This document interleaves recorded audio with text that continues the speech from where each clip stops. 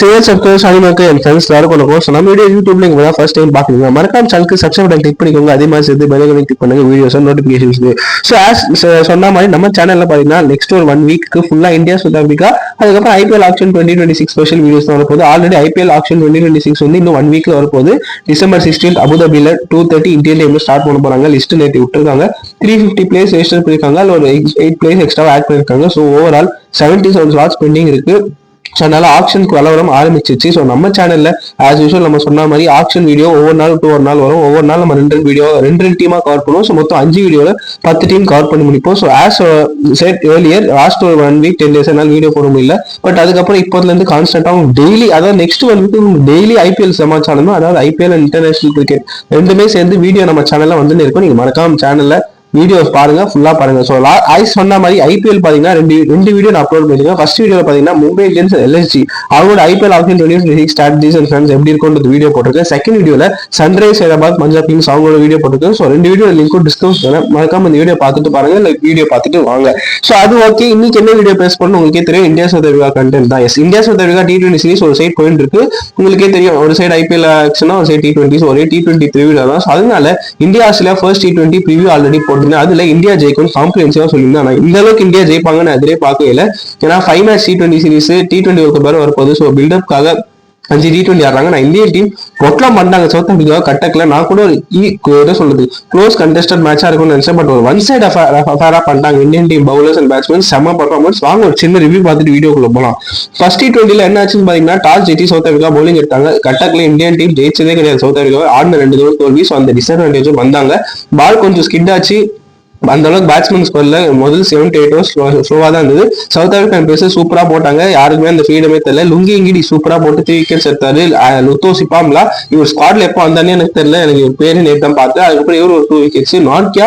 First ஒரு 2 spell நல்லா போட்டார் மார்க் யான்சன் நல்லா போட்டார் இந்தியன் டீமுக்கு க்ளூவே கிடைக்கல Gill rash shot out Suryakumar rash shot out Abhishek Sharma set ஆகி அவுட் ஆனா கடைசியில வந்தா விநாயக் அந்த மாதிரி ஹார்திக் பாண்டியா அப்பா ஆஸ்திரேலியா டூர் இன்ஜுரிக்கு அப்புறம் மனுஷன் தீயா ஆடினாங்க விண்டேஜ் பாண்டியா பார்த்த மாதிரி இருந்தது 59 runs of 28 balls finisher Pandya பார்த்து ரொம்ப நாள் ஆச்சு செம்மையா ஆடி கொடுத்தாரு அவர் எப்போ கிரீஸ்ல வந்தாரோ மேனோட ஆரா அவ்வளவுதான் லாஸ்ட் ஓவர் வரைக்கும் சூப்பரா ஆடி கொடுத்தாரு ஜிதேஷ் 10 ரன்ஸ் இது இல்லாம அக்ஷய் பட்டேல் ஒரு 23 ரன்ஸ் திலக் வர்மா 26 ரன்ஸ் தட்டு மாதிரி இந்தியன் டீம் 140 150 முடிப்பாங்கன்னு நினைச்சா 25 ரன்ஸ் எக்ஸ்ட்ராவா ஆச்சு 175 ஃபார் 6 முடிச்சாங்க தேங்க்ஸ் டு ஹார்திக் பாண்டியா அவர் இல்லைன்னா கண்டிப்பா 130 140 இந்தியன் டீம் முடிச்சிருப்பாங்க சவுத் ஆப்பிரிக்கன் பேசர்ஸ் எந்தில சொதப்பிட்டாங்க so in reply South Africa பாத்தீங்கன்னா மேட்ச்லயே இல்ல super team de Kock Markram Brevis Donovan Ferreira Miller Stubbs இத்தனை பேர் வச்சு சொதப்பிருக்காங்கன்னா என்னால நம்ப முடியல 75 runs out 74 runs all out Indian team won by 101 அதாவது லிட்டரலி மொழி எழுதிருக்காங்க தான் சொல்லுவோம் ஏன்னா பவுலர்ஸ் எல்லாருமே ஒரு விக்கெட்டுங்க போட்ட எல்லாருமே விக்கெட்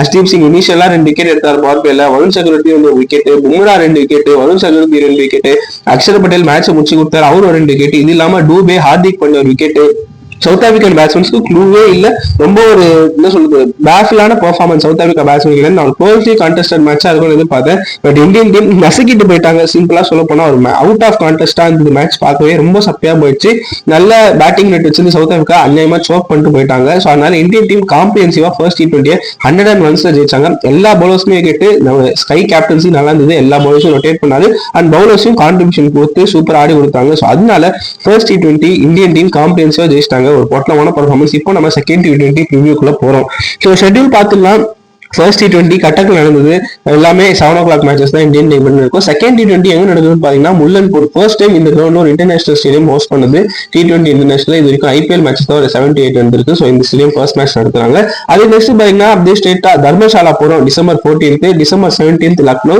அதுக்கப்புறம் டிசம்பர் 19 அகமதாபாத் ஸோ பாத்தீங்கன்னா நார்த் சைடு தான் ஃபுல்லாவே இந்த சீரிஸ் ஃபுல்லாவே நடக்கும் போது south and east side west side இல்ல ஸோ அதனால 5 T20 first T20 Indian team ஜெயிச்சிட்டாங்க நம்ம இப்போ வீடியோல செகண்ட் T20 ப்ரிவியூ தான் பார்க்க போறோம் ஸோ வாங்க வீடியோக்குள்ள போயிடுவோம் இன்னைக்கு என்ன ஃபேக்ட் நம்ம பார்க்கணும் பாத்தீங்கன்னா பும்ரா நேற்று எடுத்த 2 விக்கெட் மூலமா he becomes the first Indian bowler to take 100+ wickets in test matches ODI cricket and T20 cricket. இது ஒரு ஸ்பெஷல் ஃபீட்டுங்க. இந்த ஃபீட் வந்து நிறைய பிளேயர்ஸால அச்சீவ் பண்ணவே முடியாது. வெரி ரேர்லி ஹூ வச்சு இது யார் அச்சீவ் பண்ணியிருக்காங்கன்னு எனக்கு தெரியல, பட் சொன்னாங்க.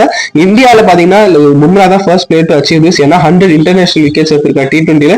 ஓடிஐலும் 100+ விக்கெட்ஸ், டெஸ்ட்லயும் 100+ விக்கெட்ஸ். ஒரு absolute GOAT of the format. நீங்க கிரிக்கெட்டோட கோட்டே வச்சுக்கலாம் பவுலிங்ல. இந்தியன் டீமுக்கு அப்படியே ஒரு லெஜண்ட் பும்ரா. ஸோ இதுதான் இன்னைக்கு fact of the day. So வாங்க ஸ்டேடியம் அனாலிசிஸ்குள்ள போவோம். எங்க நடக்குதுன்னு பாத்தீங்கன்னா முல்லன்பூர், அதாவது சண்டிகர் ஸ்டேடியம். இங்க பாத்தீங்கன்னா 2024 இருந்து ஐபிஎல் இந்த ஸ்டேடியம் லான்ச் பண்ணி இனிஷியேட் பண்ணாங்க. இது வரைக்கும் பாத்தீங்கன்னா 8 to 9 ஐபிஎல் மேட்சஸ் வந்துருக்கு. அதை வச்சு நான் ஸ்டாட்ஸ் கொடுக்குறேன். இங்க பாத்தீங்கன்னா மெஜாரிட்டி ஆஃப் மேட்சஸ்ல வந்து ஃபர்ஸ்ட் பேட்டிங் டீம் தான் ஜெயிச்சிருக்காங்க. 5 மேட்ச் ஃபர்ஸ்ட் பேட்டிங் டீமும் 2 மேட்ச் சேசிங் டீமும் ஜெயிச்சிருக்காங்க. ஆவரேஜ் ஃபர்ஸ்ட் இன்னிங் ஸ்கோர் பாத்தீங்கன்னா 170, ஆவரேஜ் செகண்ட் இன்னிங் ஸ்கோர் பாத்தீங்கன்னா 168. ஸோ ஆல்மோஸ்ட் க்ளோஸ்லி கண்டெஸ்டட் மேட்சா தான் இருக்கு. இங்க பாத்தீங்கன்னா பேசஸோட ஆதிக்கம் நிறையவே இருக்கு. பால் இனிஷியலா 1 to 8 சூப்பரா ஸ்விங் ஆகும் நவரும். ஸோ பேசஸ்க்கு நிறைய அட்வான்டேஜ் இருக்கு. இங்க வின்னிங் கிரைட்டீரியா என்னன்னா எந்த டீம் ஃபர்ஸ்ட் 8 overs நல்லா பேஸ் செட் பண்ணாங்களோ அவங்க டீம் பேட்டிங்ல ஜெயிக்கலாம்.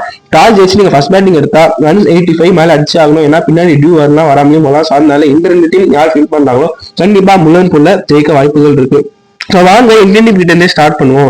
இந்தியாவோட ஸ்குவாட் படிச்சிருவோம். அதுக்கப்புறம் அவங்களோட பிளேயிங் லெவல் எப்படி இருக்கும், அதே மாதிரி பாத்தீங்கன்னா பிளேயர்ஸோட ஃபார்ம், ஸ்ட்ரென்த்ஸ் அண்ட் வீக்னஸ் பேசுவோம். சிவகுமார் யாதவ் கேப்டன், சுப்மன் கில் எந்த லட்சத்துல வைஸ் கேப்டன் கொடுக்குறாங்கன்னு தெரியல. Abhishek Sharma, Tilak Varma, Pandya, Dube, Axar Patel, Jitesh and Samson wicket keepers, Varun Chakravarthy, Bumrah, Arshdeep Singh, Kuldeep Yadav, Harshit Anand, Washington Sundar. So உங்களுக்கே தெரியும் இதுதான் இந்த ஸ்குவாட். 5 T20 இதுதான் ஸ்குவாட், அவங்க மாத்த போறது கிடையாது. ஸோ அதனால ஒரு நல்ல ஸ்குவாட் தான் பிக் பண்ணிருக்காங்க. பேக்கப்ஸ்மே நல்லா தான் இருக்கு. But Indian team first T20 ஜெயிச்சதால அவ்வளவா பிளேயிங் மாத்திரத்துக்கு எந்த வேலையுமே இருக்காது. ஸ்குவாட்ல ஆஸ் யூசுவல் பாத்தீங்கன்னா வாஷிங்டன் சுந்தர், ஹர்ஷித் ஆனா, சஞ்சு சாம்சன் பெஞ்ச் தான் நினைக்கிறேன். பெஞ்ச் தான், வேற வழி இல்லை. ஏன்னா சேஞ்சஸ் பண்ண மாட்டாங்க. ஸோ செகண்ட் T20 இந்தியன் டீமோட பிளேயிங் ஒன் எப்படி இருக்கும்னு பார்த்தீங்கன்னா ஃபர்ஸ்ட் T20 இருந்து அதே பிளேயிங் ஒன் தான் இருக்கும். என்ன குல்தீப் யாதவ் எங்கே அட்னு வர முடியுமான்னு பார்ப்பாங்க. பட் யாருக்கு பதில் அட்னு வருவாங்க அது ஒரு கேள்விக்குறி.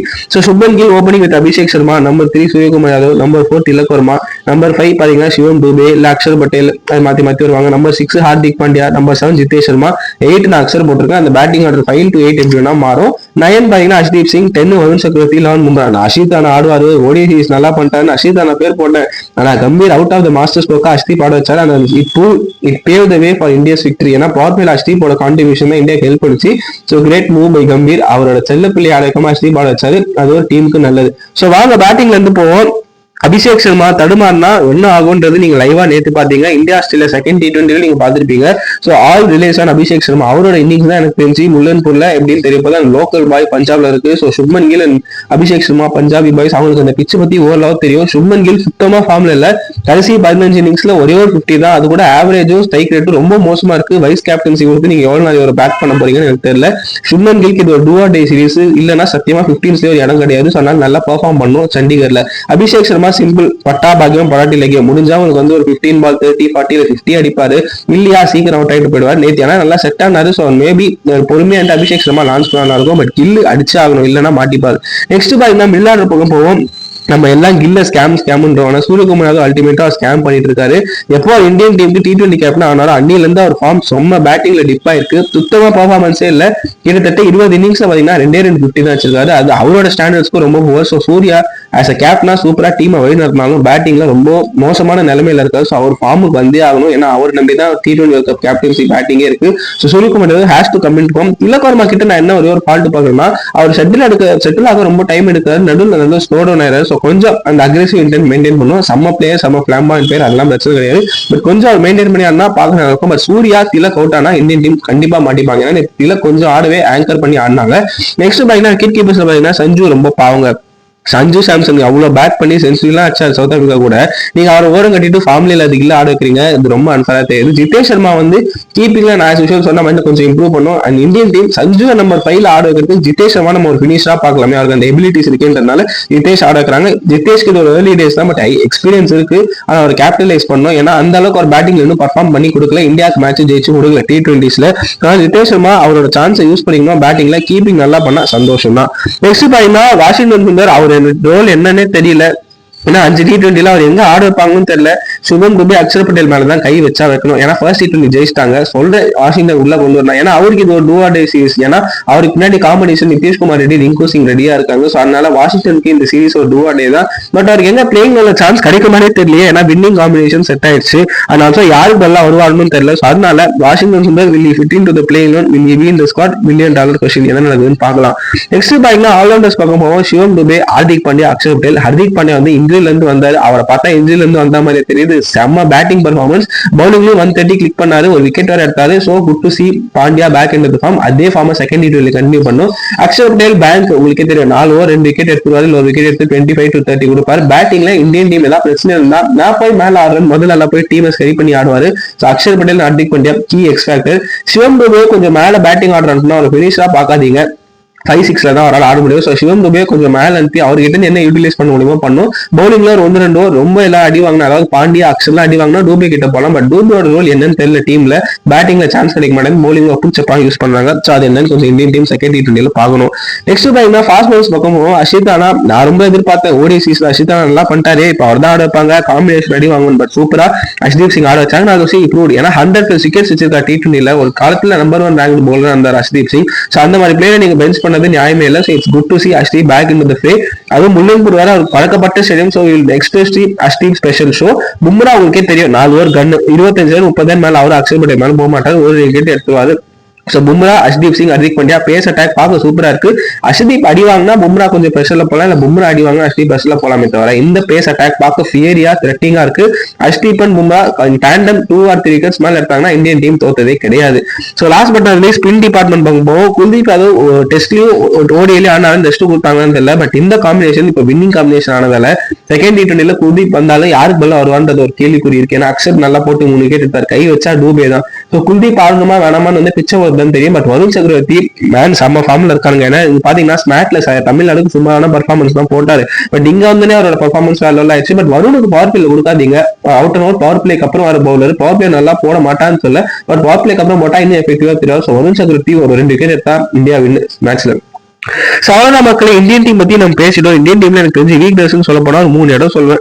என்னன்னு பாத்தீங்கன்னா சிவம் துபேயோட ஸ்பாட், அதே மாதிரி சூரியகுமார் யாதவ், சுப்மன் கில்லோட காஸ் ஆஃப் கன்சர்ன், அதாவது 2 பேரும் பேட்டிங்ல ரொம்ப ஃபெயிலியர்ஸா இருக்காங்க. இந்த 3 இடத்தை தாண்டி இந்தியன் டீம் பார்க்க கண்ணா தெரியுறாங்க. சைட் டீம்ல வீக்னஸே தெரியல, பேஸ் அட்டாக்கும் நல்லா இருக்கு, ஸ்பின் அட்டாக்கும் நல்லா இருக்கு, பினிஷிங்கும் நல்லா இருக்கு, டாப் ஆர்டர் நல்லா இருக்கு. ஸோ இந்தியா அட்வான்டேஜா இருக்காங்க. இது பாத்தீங்கன்னா சவுத் ஆப்பிரிக்கன் டீம் பத்தி பார்ப்போம். சவுத் ஆப்பிரிக்கா நான் நிறைய எக்ஸ்பெக்ட் பண்ணேன் ஆக்சுவலி, ஏன்னா அவங்க last time T20 World Cup runners அப்பா முடிச்சாங்க, செம்ம டீம் இருந்தது. பட் ஃபர்ஸ்ட் T20 ரன்னர்ஸ் அப் மாதிரி ஆடினாங்க, அப்பா ரொம்ப மோசமா இருந்தது பேட்டிங் பார்க்கவே. நல்ல பேட்டிங் ஆர்டர், நல்ல எக்ஸ்பீரியன்ஸ் ப்ரூவன் பிளேஸ் தான், ஏன் அவ்வளவு சொதப்புனாங்கன்னு தெரியல. பட் ஸ்குவாட் பச்சிருவோம். Aiden Markram captain, Ottniel Baartman, Corbin Bosch பெஞ்ச்ல இருந்தாங்க. Dewald Lewis, Quinton de Kock, Tony de Zorzi, Donovan Ferreira, Reeza Hendricks, Marco Jansen, George Linde, Keshav Maharaj, Kwena Maphaka, David Miller, Lungi Ngidi, ஆண்டி Nortje, Tristan Stubbs. So இந்த ஸ்குவாட்ல major Mrs பாத்தீங்கன்னா 3 பேர் தான் நான் actually சொல்லுவேன். Kagiso Rabada, Ryan Rickelton, Tabraiz Shamsi. Rickelton ஃபார்ம்ல இல்ல, accepted. Rabada injury okay, but Shamsi ஏன் எது பண்ணாங்கன்னு தெரியல. அவர் லெக் ஸ்பின்னர் கன்ஃபார்மா த்ரெட்டிங்கா இருப்பார், ஏன் விட்டாங்கன்னு தெரியல. ஸோ சவுத் ஆப்பிரிக்கால பிளேயிங் செகண்ட் T20 எப்படி இருக்கும் பாத்தீங்கன்னா நான் ஒரு சேஞ்ச் எக்ஸ்பெக்ட் பண்றேன். லூத்தோ சிபாம்லா பதிலா ஜார்ஜ் லிண்டே வருவாருன்னு எனக்கு தோணுது. ஏன்னா ஒரு ஸ்பின்னர் வச்சு போனா சவுத் ஆப்பிரிக்கால சத்தியமா தேட முடியாது. இந்தியன் கண்டிஷன்ஸ்ல உங்களுக்கு கண்டிப்பா 2 ஸ்பின்னர் வேணும். முலன்பூர்ல கண்டிப்பா ஸ்பின்னுக்கு பவர் பிளேக்கு அப்புறம் அசிஸ்டன்ஸ் இருக்கு. நம்ம IPL 2025 பார்த்தோம், சஹல் நர்கில் தான் நல்லா போட்டாங்க ஆஃப்டர் பவர் பிளே. ஸோ அதனால கண்டிப்பா அவங்க செகண்ட் ஸ்பின்னர் வேணும். ஸோ அதனால லூத்தோ சிபாம்லாக்கு பதிலா லிண்டே எடுத்துன்னு வந்தா பேட்டிங் ஆர்டர் எக்ஸ்ட்ரா ஆகணும், பேட்டிங் ஆடுவார். ஸோ அதனால பாத்தீங்கன்னா Markram, de Kock opening, Dewald Lewis number 3 அனுப்பணும், Stubbs number 4, Donovan Ferreira 5, 6 Miller, 7 Jansen, 8 Linde, 9 Maharaj, 10 Lungi Ngidi, 11 ஆண்டி நோர்கே. இது நல்லா இருக்கு பார்க்க. ஸோ ஃபர்ஸ்ட் அவங்களோட பேட்டிங்ல இருந்து ஸ்டார்ட் பண்ணுவோம். ஏடன் மார்க்கம் பாத்தீங்கன்னா T20 IPL நல்லா பண்ணாரே தவிர அதுக்கப்புறம் வந்து அவரோட பேட்டிங் அந்த அளவுக்கு பிரகாசமா இல்ல. ஆல்சோ சவுத் ஆப்பிரிக்காக்கு அவர் T20 கேப்டனா ஒரு ஸ்டாட்ஸ் ரொம்ப புவரா இருக்கு. பேட்டிங் வேர்ல்ட் கப் பாத்தீங்கன்னா கிட்டத்தட்ட ஒரு 12 மேட்ச் கிட்ட தோத்துக்காரு. பேட்டிங் ஆவரேஜும் பாத்தீங்கன்னா அரௌண்ட் 20 இல்ல 19 தான் இருக்கு. ஸோ அதனால பேட்டிங்ல அவர் இம்ப்ரூவ் பண்ணி ஆகணும். ஏன்னா ரீஸ் ஆண்ட்ரிக்ஸ் பின்னாடி வெயிட்டிங்ல இருக்காரு, அவர் நல்ல பிளேயர். பட் என்ன டைம் எடுத்தாலும் அதான் பிரச்சனை. டிகாக்கும் பாத்தீங்கன்னா ரிட்டையர்மெண்ட்ல இருந்து வந்திருக்காரு.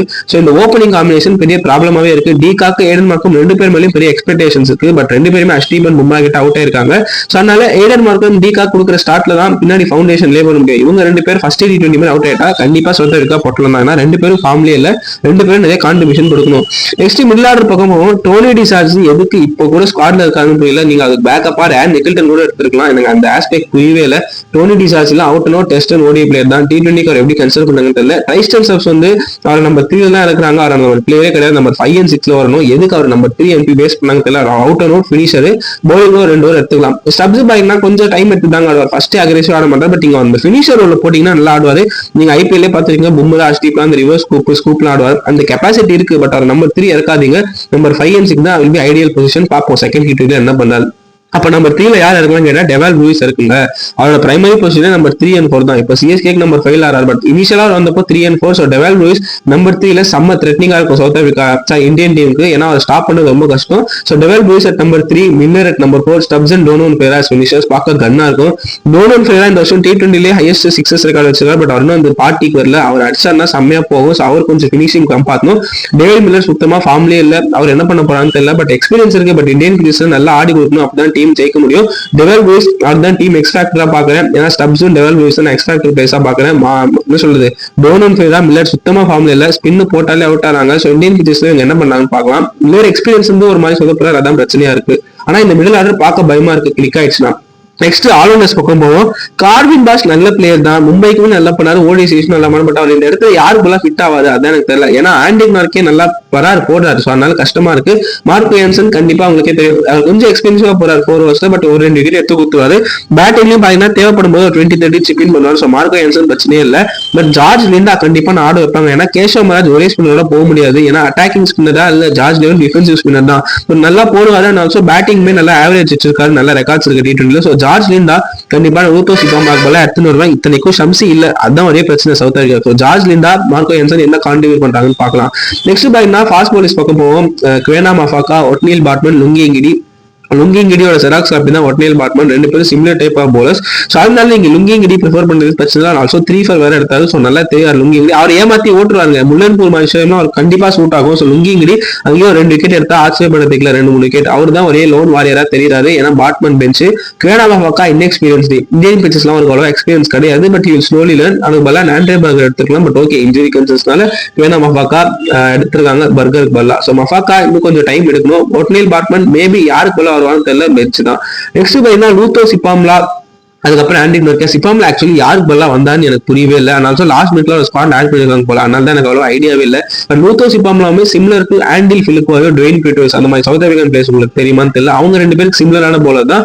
ஓகே கொஞ்சம் வந்து பேஸ் இருக்காது. 120-125 தான் போடுவார். பட் அந்த அளவுக்கு எஃபெக்டிவா தெரியாது. அந்த ஸ்லோயிஷ் பிச்சஸ்ல அவர் ஒர்க் ஆகாது. பட் ஃபர்ஸ்ட் T20 நல்லா தான் பண்ணார். நான் அதுவும் குறை சொல்ல மாட்டேன். பட் ஸ்பின் பிரச்சனையா இருக்கனால ஜார்ஜ் டேபல்லா வரணும். ஆண்டி நார்க்கியா இருமுனை கத்தி தான். திடீர்னு நல்லா போடுவார், திடீர்னு எக்ஸ்பென்சிவா போடுவார். ஸோ நார்க்கியா இன்னும் பழைய மாதிரி வரல. பட் பார்க்க சயின்ஸ் தெரியுது. என்ன பண்ண பார்க்கலாம்.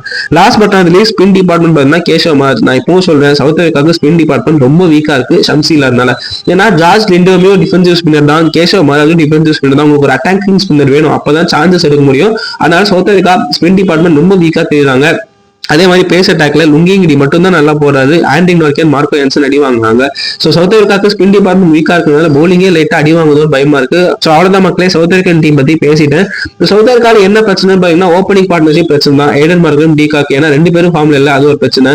மிடில் ஆர்டர்ல மாத்தி வராங்க. So Dewald Lewis number 3, Stubbs finisher வரணும், வெரேரா ஃபினிஷர் வரணும், மில்லர் நம்பர் 4 வரணும். அதுக்கப்புறம் பாத்தீங்கன்னா George Linde, Keshav Maharaj together 8 overs எப்படி ஸ்பின் போடுறாங்க, அது ஒரு பிரச்சனை. இல்ல பிரச்சனை இல்ல, அவங்க எப்படி போடுறாங்கன்னு தெரியும். அதே மாதிரி மார்க்கோ யான்சன், ஆண்டி நார்க்கியா ஸ்டெப் பண்ணும். இவ்வளவு பிரச்சனைகள் தாண்டி சவுத் ஆப்பிரிக்கா செகண்ட் T20 என்ன பண்ண போறாங்க வெயிட் பண்ணி தான் பார்க்கணும். சாதாரண மக்களுக்கு ப்ரெடிக்ஷன் டைம்குள்ள போவோம். எங்க நடக்குதுன்னு பாத்தீங்கன்னா Mullanpur new Chandigarh stadium. Match 7 மணிக்கு. ஸோ அப்படியே சொல்லிட்டேன், டாஸ் ஜெயிச்சு ஃபர்ஸ்ட் பேட்டிங் எடுத்தா 175 மேல அடிச்சாதான் ஜெயிக்க முடியும். ஏன்னா சேசிங்ல உங்களுக்கு கொஞ்சம் அட்வான்டேஜ் கிடைக்கும். பட் இங்க ஃபர்ஸ்ட் பேட்டிங் தான் ரெக்கார்ட் இருக்கு. பேசஸ் அசிஸ்டன்ட் பிச்சு, பேட்டிங்ல கொஞ்சம் அங்கேயும் இங்கேயும் அலையும் பவர் பிளேயர்ஸ். அதனால எனக்கு என்னவோ I feel Indian team again will have advantage of 65-35. South Africa கிட்ட ஸ்குவாட் இருக்கு, ஜெயிக்கக்கூடிய கெப்பாசிட்டி இருக்கு. பட் அவங்க அதை கரெக்டா யூஸ் பண்ணும். பிளேயர்ல நல்லா ஆடி பிளேயர்ஸ் பர்ஃபார்ம் பண்ணாதான் ஜெயிக்க முடியும். இல்லைன்னா ரொம்ப கஷ்டம். ஸோ அவ்வளவுதான் மக்களே, வீடியோட ரெண்டு பாட்டு கொண்டோம். ஸோ அவ்வளவுதான், இந்த வீடியோ பத்தி நான் உங்களுக்கு ஃபுல்லா கவர் பண்ணிருப்பேன். பிளேயிங் 2 டீமோட strength and weakness analysis, player current form, யார் எங்க ஆடலாம், பிட்ச் எப்படி இருக்கும், என்ன நடக்கும் செகண்ட் T20 என்ன எதிர்பார்க்கலாம் எல்லாமே சொல்லிருக்கு. ஸோ ஹோப் இந்த வீடியோ உங்களுக்கு யூஸ்ஃபுல்லா இருக்கும் நம்புறேன். ஸோ வீடியோ பிடிச்சா லைக் பண்ணுங்க, கமெண்ட் பண்ணுங்க, ஷேர் பண்ணுங்க, மறக்காம சப்ஸ்கிரைப் பண்ணுங்க. அடுத்து 3rd T20 ரிவ்யூல பார்ப்போம். IPL வீடியோ வந்துட்டே இருக்கும்.